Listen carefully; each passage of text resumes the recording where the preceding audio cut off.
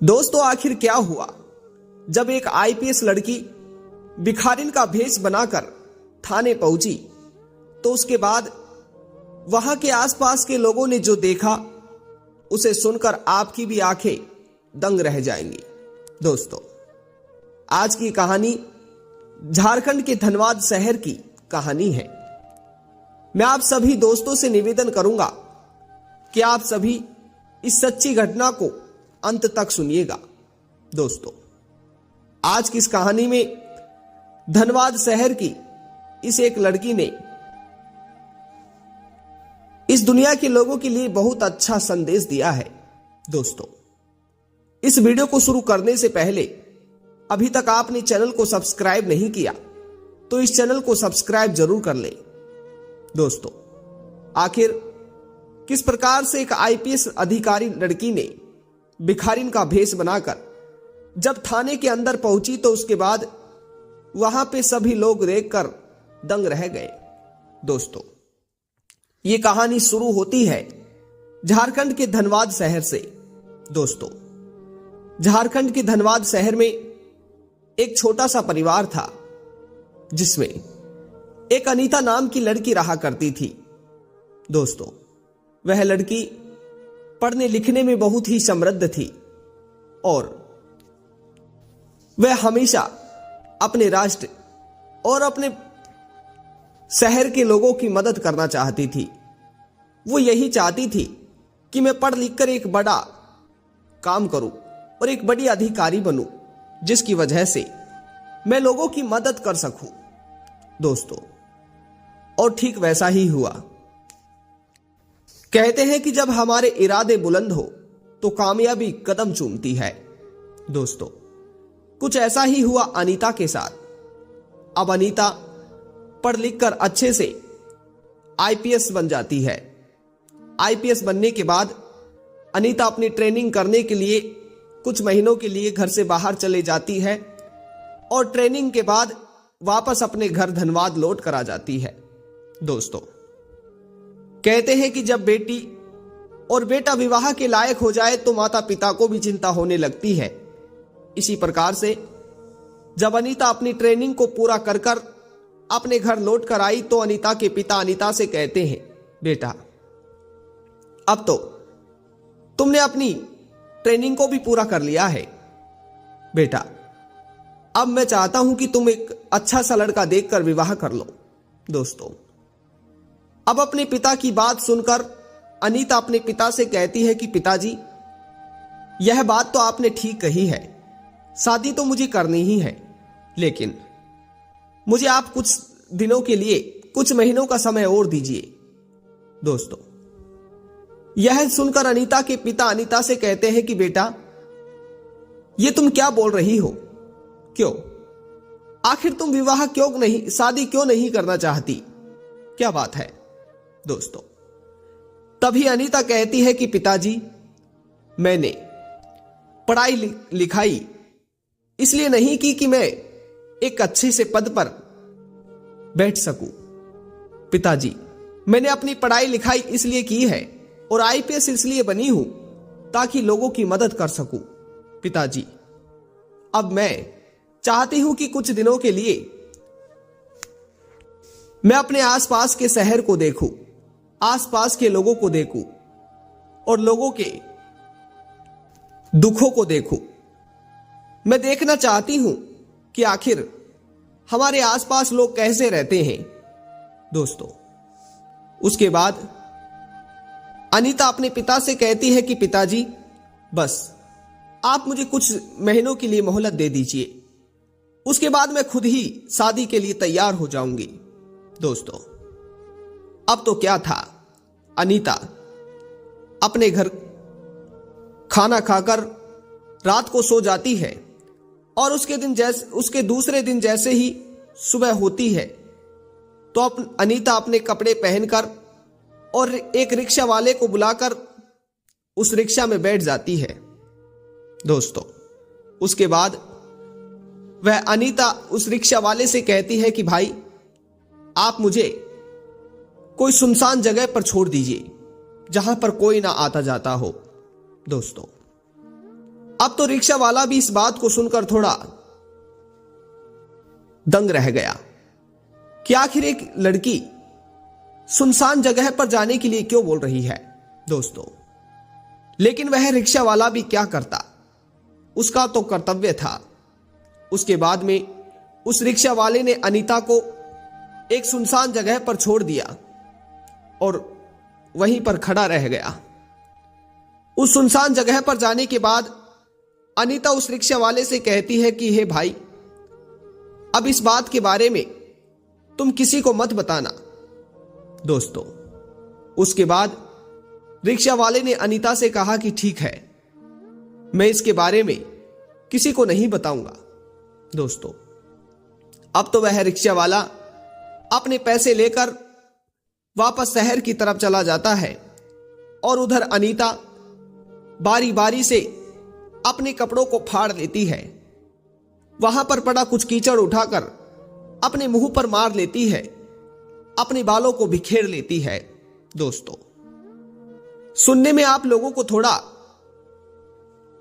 अजीब लग रहा होगा, लेकिन यह सत्य है दोस्तों।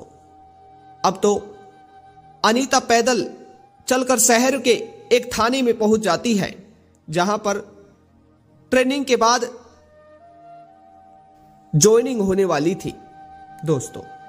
लेकिन अनीता देखना चाहती थी कि जिस थाने में मेरी ज्वाइनिंग होने वाली है, आखिर वहां के लोगों का, वहां के कर्मचारियों का व्यवहार कैसा है दोस्तों। उसके बाद अनीता उस थाने के बाहर जाकर इधर उधर घूमने लगती है। अब तो वहां पर खड़े कुछ कांस्टेबल और सभी लोग अधिकारी उस भिखारन अनीता की तरफ देख रहे होते हैं कि आखिर ये पागल भिखारिन कौन है और ये यहां पर क्यों घूम रही है दोस्तों। अनीता बारी बारी से एक एक कांस्टेबल की तरफ नजर गड़ाए हुए थी, लेकिन वो किसी से कुछ बोल नहीं रही थी दोस्तों। उसके बाद अनीता उस थाने के सामने एक पीपल के पेड़ के नीचे जाकर बैठ जाती है।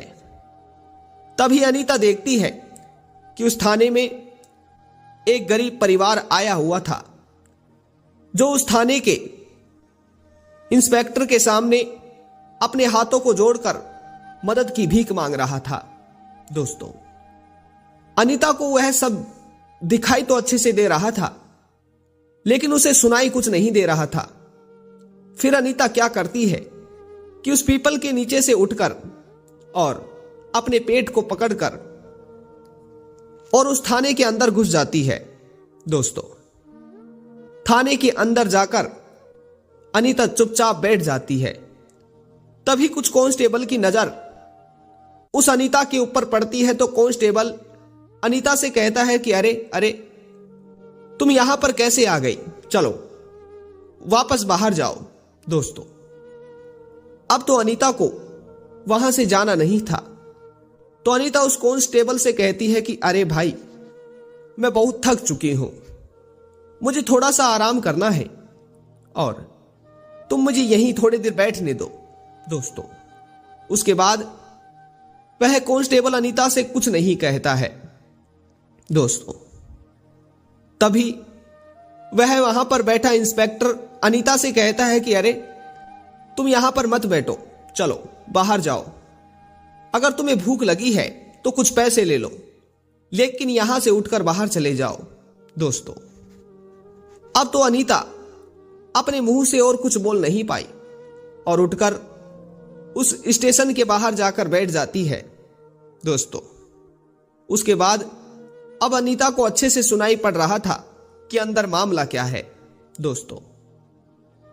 तभी एक कांस्टेबल से अनीता पूछती है कि अरे भाई, आखिर अंदर ये गरीब परिवार कौन है, क्या बात है दोस्तों।